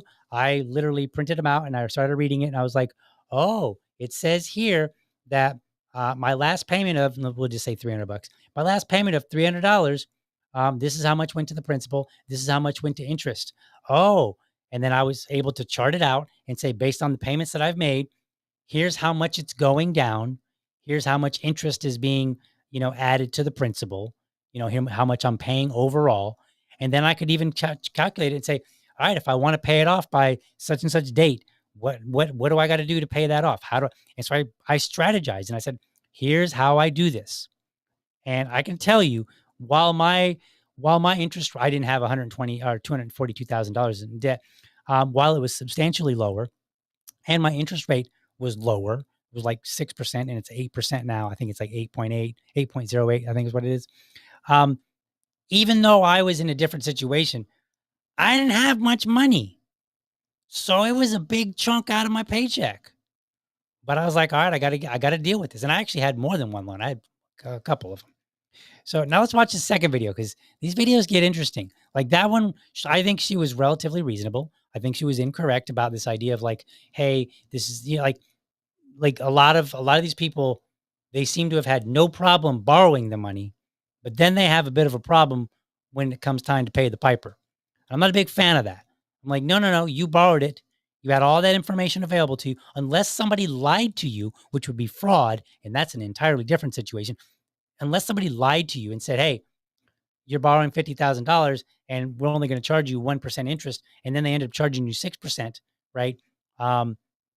Without any fault of your own. Because by the way, one of mine, I missed a payment. And because I missed a payment, or I think it was like, you can't miss a payment in a certain time frame or something like that. And if you did, the interest rate would go up. Well, my interest rate went up and they would not budge. They were like, nope, it went up. You're done. You pay it. So I was like, okay.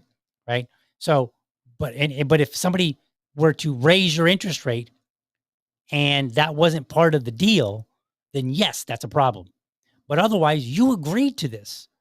So we can only assume that either you didn't read it, right? And why are you getting a $242,000 loan without knowing what are the details? Nobody's just giving you that money just because they're nice. Like, yeah, here's a loan, pay it back when you can. Nobody does that, right? Like, that's crazy, especially when you talk about however many millions of people are getting loans. So let's watch the second video here.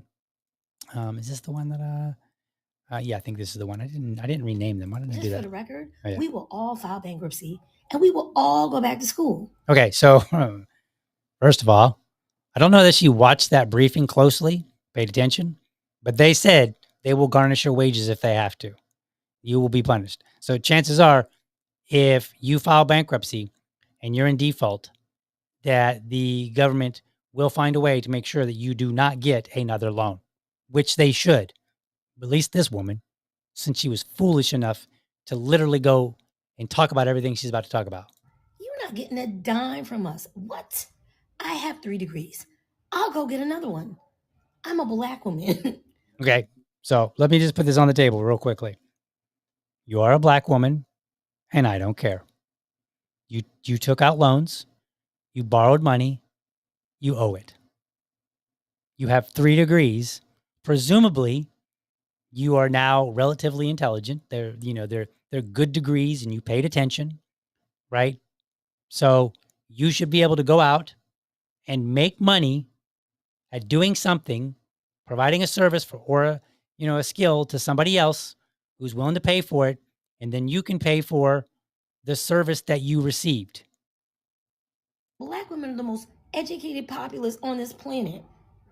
We go to bed, wake up, and decide, okay, we're bored. Let's go get another degree. Are you kidding? So, just want to throw this out there. She's the one that said black women are super duper smart, the smartest group on the whole planet. And they just wake up and they'll decide they're bored and they need another degree. So you got 3 degrees and the best you could do with them is get bored. I don't know. I'm feeling like maybe Maybe you got the wrong degrees. You couldn't find anything to do in this world that would make you an asset to your fellow man. You know what I love Walter Williams. He's the late economist. And he said, he would say, like, you know what this dollar represents? He goes, it's a certificate that says you served your fellow man. He's like, that's what that is. I go to work, I do a job, the company I work for gives me money. It's like a certificate. It's like, here you go. And then if you go, DL, did you serve your fellow man? I can go, pretend this is a dollar bill. I can go, why, yes, I did. I got this dollar bill right here. And you might go, wow, what did you do to get that certificate? And I will say, I automated a bunch of stuff for people, right? Like, she got 3 degrees and she's not able to go out and get a certificate using those degrees. The best that she has to offer is to go and get another, get further education, which I'm not against. I mean, I don't, like, if you're like, hey, I just love learning, that's fine. Pay for it. I will take 2 to 3 credits per semester, per year, until the next administration gets here and figures this is all out. You're not getting a dime from me, Donald Trump. Okay. So she's going to punish the people that she borrowed money from because she doesn't like the president. So imagine how she would feel if I borrowed $100 from her and then I said, yeah, you're not getting a dime from me, you know? And if she was like, well, I'll tell the Judge Fred Jones, and I'll go, yeah, I don't care. Fred Jones, whatever. I'm not paying. I'll do whatever I have to do to make sure I don't pay this woman her $100, you know? Like, imagine how she would feel if I did that. And she wouldn't like it. And she'd be angry. She'd be like, no, you owe me my $100. And then she might even say, and because I have to fight you for it, you owe me a little bit extra money because I have to go through this extra. And why would she say that? Well, presumably because she would understand that she was without $100 for however long I was using it. And so therefore, there is a cost associated with borrowing that $100. There is an additional cost if we make an agreement and I don't follow through on that agreement. Oh, I said I was going to pay you Friday. You didn't pay me Friday. So guess what? I'm adding $5 to the $100 now, right? Because you should have paid me by Friday because I'm waiting for my money. I've got things that I want to do with that, whatever those things are. So she understands it, I'm sure, right? I just think that she's playing games and hopefully she gets bit. Because see, what you don't understand. What don't I understand, lady? You are trying to crush the middle class and destroy the lower class. We're thinking 10 steps ahead of you. You've been wanting that degree, go get it now. If you've been wanting that 2nd or 3rd degree, go sign up now. Sign up part-time. Get those credits. Stay in school as long as you need to wait out this administration. May 5th, you're going to be in for a rude awakening. Okay. So May 5th, the government's going to be in a rude awakening when they have the power to throw her in jail or garnish her wages or whatever else. I think they even mentioned like taking your tax return. Like, they didn't sound like they were playing too much. It sounded like they covered all the options. But that one is amusing because I'm like, wow, you're pretty brazen to put that out on the internet because you basically said, I intentionally am going to default on a loan. I will take out another loan and have no intention of paying it. And then she's like, just wait out this administration. That's a strategy. What happens if something happens to Donald Trump before his term is up? J.D. Vance ascends to the presidency. He finishes out the term. He does a pretty good job, at least to most Americans, and he runs again for another 4 years. Then what? What are you going to do then? Like, she's boasting. She's like, we're 10 steps ahead of you. I mean, I don't know. You don't seem that many steps ahead because just this regular old podcast bro seems to have already outwitted you with a very plausible scenario. I mean, Trump is like, what, 78 years old? I'm not wishing anything negative to happen to him, but things do happen to, 78, it's about that time, and he could end up, meeting his end. And again, I'm not wishing for it. I'm not, suggesting anybody harm him. I'm just saying, like, he could just die of old age, right? He could have a stroke or something. And then you have J.D. Vance. And then if he does well, Americans might like him. They might decide to reelect him. Or not reelect, but elect him. right? And so I don't think she's thought this one through. But I find it really curious that somebody would just be like, yeah, it's okay to borrow money from somebody and not pay them their money back. It's very interesting. It's a very interesting attitude to have, isn't it? Is that the kind of society that we want? Let me ask her, if that woman were listening, right? You know what I would ask her? I would say, if you have a child, would you be okay if somebody borrowed money from your child and then just, nah, I'm not going to pay you back? Would you be cool with that? Would you be like, yeah, I guess that's the way it works?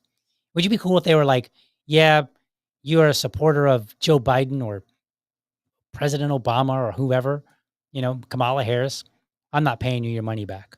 Would she be okay with that? No, she wouldn't. And she knows it. She's playing a game, and it may not even be real.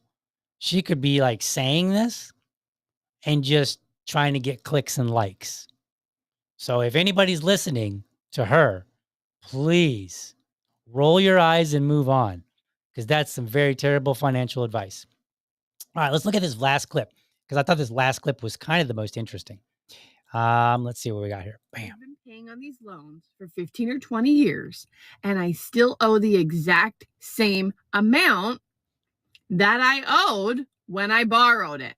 I have paid $50,000 to my $50,000 loan. I've paid over that, and I still owe like $47,000. They're never going away. I could pay on them for 50 years, and when I die, the bill will go in my casket with me. You want to know why people don't want to pay them? It's because they're never ending. It's not like a normal loan. They're impossible to pay, and the interest rates are astronomical, and they don't want us to be able to pay them off. They're predatory, and they should be illegal. Okay, so it's kind of weird to say that it's predatory after you accepted the loan. It wasn't predatory when you accepted the money, when you signed the paper that said, I will borrow this $50,000 for whatever interest rate that it was, and I will make these payments. And you apparently had no clue how this was going to work out, whatever challenges you might face, right? Like a lot of young people, they get out of college, they're bright-eyed, and they're like, "Oh, I'm ready to go. I'm an engineer now. I'm ready to get my first engineering job." And then no engineering firms are calling them back, right? I think I did a show where some girl was like, "I don't want to be on your." She's like, "I don't want to. The only people that are calling me are the call centers." And she's like, "I don't want to answer phone calls for you, Bart." Like, well, yeah, that's just kind of how it works. She's like, "I got all these degrees." Like, yes, you do have those degrees, and you have to start at the bottom still, right? Like, that's just the way the world works. We've all had to go through it. And so I don't know this woman's situation, but I do know that she's calling it predatory now after the fact. And she didn't call it predatory beforehand. So it's like once she hit reality, and she could have done the math on this. Look, I'll show you. I'll just pull it up right here real quick. I got it right here. Student loan calculator right here. I guess I should point out this way. But student loan calculator. You type in $50,000, 20 years, right? I put 8.08% in there, $420 a month. It's going to tell you right here on the top. Total principal paid, $50,000. Total interest paid, $50,971.09, right? Then we can scroll down here. We can look and be like, hey, here's the payment I'm going to make. How much is going to the principal? How much is going to interest? And as you can see here, at the very beginning, you make that $420 payment, $84 is going to the principal. $336 is going to interest. That interest is basically the cost of borrowing $50,000 for 25 years. You and everybody else, right? And so then it goes, here's your total interest that you've paid, and then the balance that you have remaining. And so if you scroll all the way down here, 240 months later, we get down here toward the bottom, and we can see like the second to the last month, you pay $420, 415 of that goes to the principal, and only $5 goes to the interest. That's how it works. You have paid at this time $50,000 in interest, and you have $417.90 left. Now, like I said, I did all of this basically on a napkin, sort of do it. Like I didn't use a calculator like this, but I printed out my statements and I literally just put down the numbers, and I was like, oh, I basically had this table, this amortization table. I basically had that from reading my bill. And it made sense to me. And I was like, okay, I get it. I see what's going on here. If I want to, and then I made a strategy to pay it down faster because I was like, well, I don't want to wait this long. I want to pay this bill off and get it out of the way. Right. And I too took out a loan without really having a good idea of what I was doing. But so I think she's wrong there. Let's continue watching. Let's see. Hopefully, let's see if I can go back to that real quick. Let me read. There. And they don't want us to be able to pay them off. They're predatory and they should be illegal. Nope. Getting an education should be free. Okay. My button didn't work. My sound didn't work. Aw.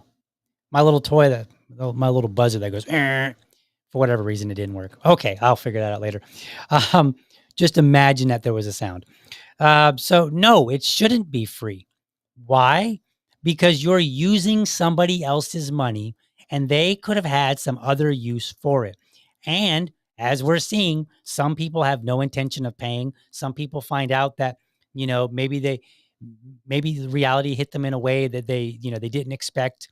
Maybe they fell in hard times, but for whatever reason, you might not end up paying that money back. And if enough people do that, the original person or persons or entity that had that money, they will be out.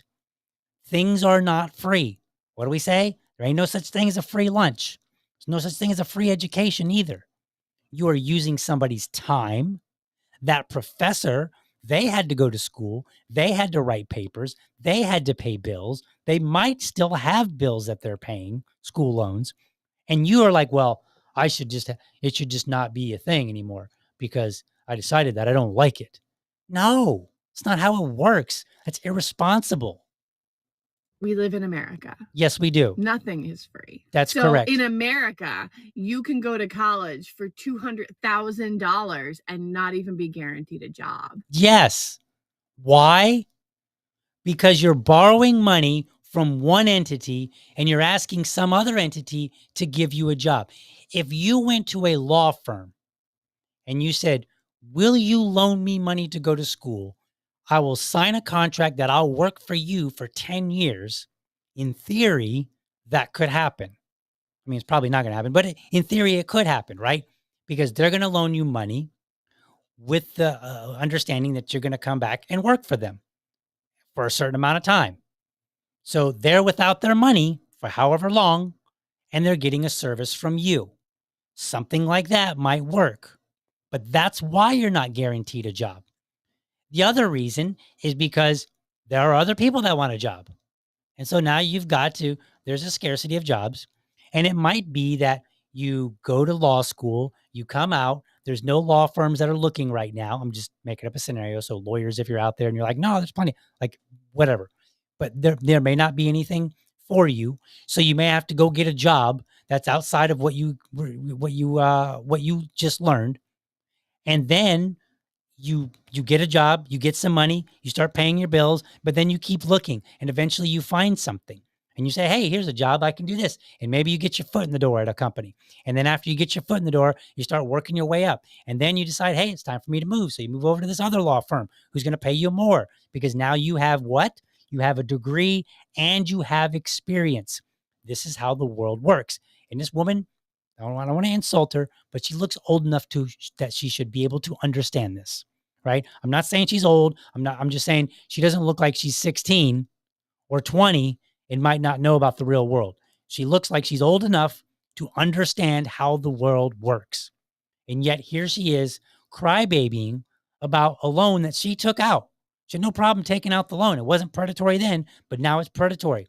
And she seems to have no concern for the fact that while she has spent that money, somebody else doesn't have use of it for whatever they want. If you get a job, you might make $20 an hour. Yes. The same as the guy at McDonald's. Yes. But have to pay student loans back. She is correct. That's how it works. Many people have graduated school, college, fancy degree in hand, and then had to go work somewhere that they felt was beneath them. And eventually you work your way to where you want to be. And some people, they find out like, you know what? I got the degree, but turns out I don't even want to work in the field. but through the normal life, they find somewhere to work, and then they find what makes them happy. I mean, how many people are musicians who are like, they got PhDs and not in music and something else, right? That happens. There are people that have, economics degrees, and maybe they're a teacher teaching history or whatever. Like, people they get degrees and it doesn't always work out, but you find your place in this world. Now, I do want to point out something that she said, because she was accurate. I don't want to beat up on her too much. She was accurate. She said, these loans are not the same as any other loan. She is correct. So I've got some points here. Student loans, they have fixed rates that are set annually, whereas other loans, they often they vary widely. They may be fixed, they may be variable, right? So they can vary in that sense. The repayment terms. So, and I'm kind of reading off some notes here. Federal loans offer deferred repayments. Start 6 months after graduation, and flexible plans like income-driven repayment (IDR), which cap payments based on your income. By the way, if it caps a payment, you still need to go look and say, oh, that's kind of a benefit, but kind of not, because you might be paying for it on the back end being a much longer end. Private loans often require payments while in school, right? So some loans, they don't have options where you can be on deferral, right? That you immediately start paying for them. Or you might have like 6 months, same as cash type of loans, right? But other loans, yeah, sometimes they want their money a lot sooner, and they don't have options. There's no deferral. There's no because some of the student loans, if you go back to school, then they pause it, and I think the federal government will pay the interest rate for you. I think is how it works. But basically, you end up you can still pay your loan, but it's not due. So you are not in default for not paying it, but it is deferred, right? Bankruptcy protections. So it's very difficult to discharge in bankruptcy for a school loan, whereas other ones, they are, right? But that all plays together. So when she's like, oh yeah, these loans aren't the same. Yeah, they're not the same, right? Forgiveness and discharge. Federal loans may qualify for forgiveness, right? Public service loan forgiveness after 10 years or discharge. Private loans rarely offer forgiveness. Forgiveness is actually uncommon, right? So it's possible. So yeah, they're different. Collateral, that's another one. Student loans are unsecured. There's no collateral required. My house that I live in right now, if I don't pay for it, what happens? The bank comes and gets it. That's what they have a house now. So if I default, if I don't pay, if I get in over my head and I say, yeah, I totally can make these payments, but then I realize I can't. Well, guess what? The bank gets the house out of it. If you default on your school loans and you don't pay them, they can't come and get your degree back. So yes, she is correct that these loans are different, but I don't think she's understanding the variances and the differences that are at play here, which makes them, in my opinion, not predatory. Now, that doesn't mean that there aren't problems with the cost of education. That's an entirely different topic. But I think that there's a lot of people that don't understand personal responsibility. So today, and we're going to wrap this up, today we talked about bullies, which I would consider to be like social interaction. We talked about the boyfriends and the men that won't stand up on behalf of women, in particular, people that are closest to them. So those are general relationships. Then you've got finances. So they're saying there's a male epidemic loneliness out there. I don't know that there is one. I've seen some arguments for it, and I've seen some arguments against it. I'm not sure that I buy it. But speaking to the men out there, you need to be socially responsible. You need to be personally responsible with your personal relationships, and you need to be financially responsible. Because if you're not those things, guess who doesn't want you? A significant other, man or woman, doesn't matter, right? A lot of people will pass you by if they see that you don't have your act together.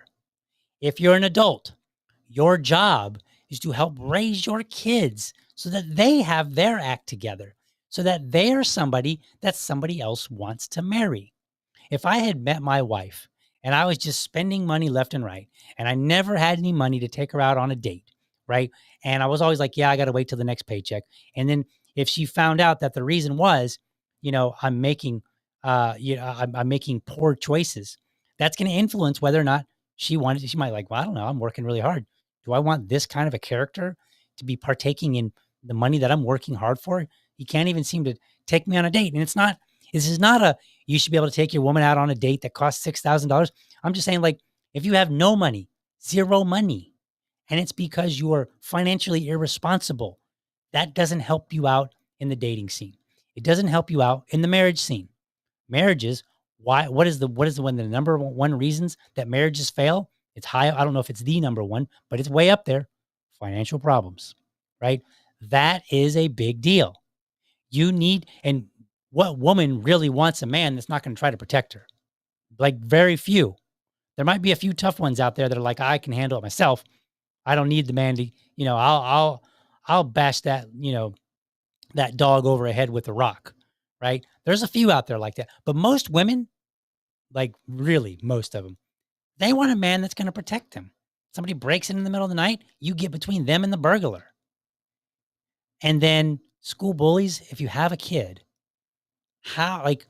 if you don't understand and take the time to think about this kind of stuff, how are you going to direct your kid and help them out when they're being bullied?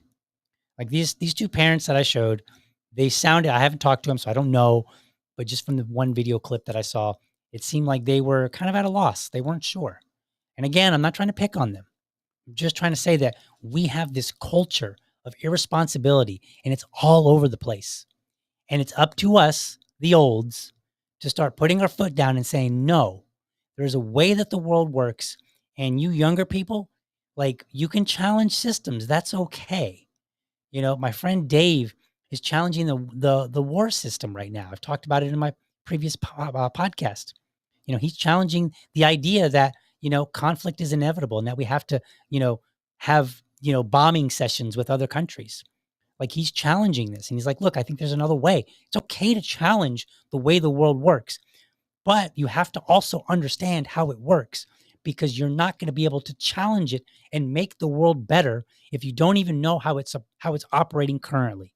If you're drowning, you can't help somebody else swim. So it's our job, if you're watching, to be responsible as we can in every area that we can, at least the areas that we come face to face with, and then help influence those around us. And if you're in any kind of leadership role, if you're a dad, if you're a mom, if you're an older brother, right? You have that role. Protect your siblings if that's the role that you're in. Teach your son and your daughter self-defense and how to be emotionally resilient when the mean kids show up, because they will, right? That's our job. That's how we make a better world. That is how we make America great. I'm not even going to do the again part. That's just how let me say it this way. That's how we keep America great. I think America's great personally. I don't believe in this again thing. It's a nice little buzz phrase for campaign, but the truth is, I think America's great. We got our problems. We got to work around them. And part of that is personal responsibility. I have to look and say, these bills, I have to figure it out. And look, there was a time, I'm a smart guy. There was a time where I was taking some classes and I was struggling, and I called up a friend that did that for a living. I think it was accounting. And I was like, hey man, I'm having some trouble understanding this. Can you come over and help me out? You literally you're a CPA and you have an accounting business. And he's like, absolutely. He came over and he walked me through it, right? Sometimes you need a little assistance. And so we need to be prepared to help out our fellow man, because that's how we build a better world. This is not socialism talk. This is just saying, like, look, help out those around you. And if everybody does that, you don't have to help. You're not responsible for the whole world.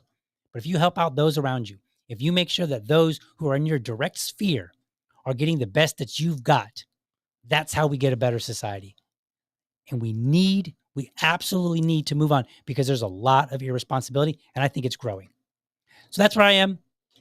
Let's wind this show down. I'm going to get to bed because I got to get up in the morning and I got to do another show and I got to review some of that content. So that's going to be fun. So let's see. I got a couple more comments in here. Taxes are involuntary. They sure are. Taxation is what? Theft. It's theft. These loans are voluntary. Absolutely. They were voluntary. These folks are arguing that involuntary property seizures should go to pay off voluntary bad financial decisions. That is why libertarianism is rare. He's correct. Kagela is correct. She voluntarily took a loan. Now she's asking for somebody else to involuntarily be forced to pay for it. That's what she's asking for. That's what all three of those women are asking for. Right? Well, maybe not that first one. The first one wanted like a minor relief. She probably just didn't want to pay the interest. And I guess you could make an argument that at a certain point, maybe you don't pay any more interest because that's enough. That's an argument that you can have. However, you did agree to the terms. So I kind of say, if you agreed to the terms, then it's up to the person that loaned you the money to decide, okay, you fulfilled enough of the interest, just pay me back the rest of the principal. That's a decision they can make. Why? Because it's their money. So let's see what else we got in here. Yes, they want me to be their slave. Let's not beat around the bush.